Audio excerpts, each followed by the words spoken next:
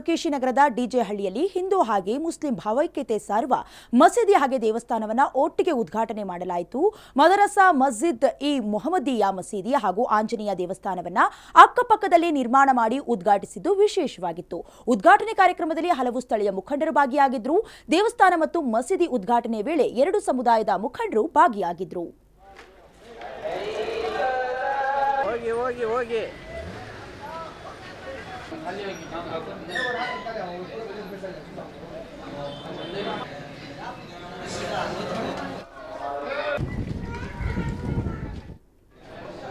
ಎಲ್ಲರಿಗೂ ನಮಸ್ಕಾರ.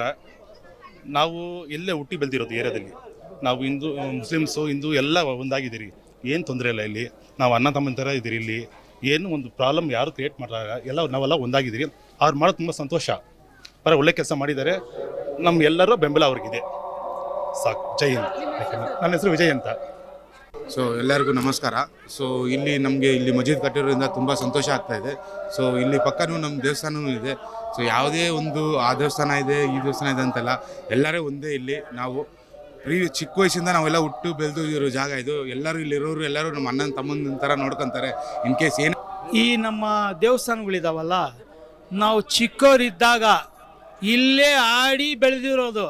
ಆಮೇಲೆ ಇಲ್ಲಿ ಪ್ರಸಾದ ಮಾಡ್ತಿದ್ರು, ಅದನ್ನು ಕಾಯ್ಕೊಂಡಿದ್ದು ತಗೊಂಡು ನಾವು ತಿನ್ನೋರು.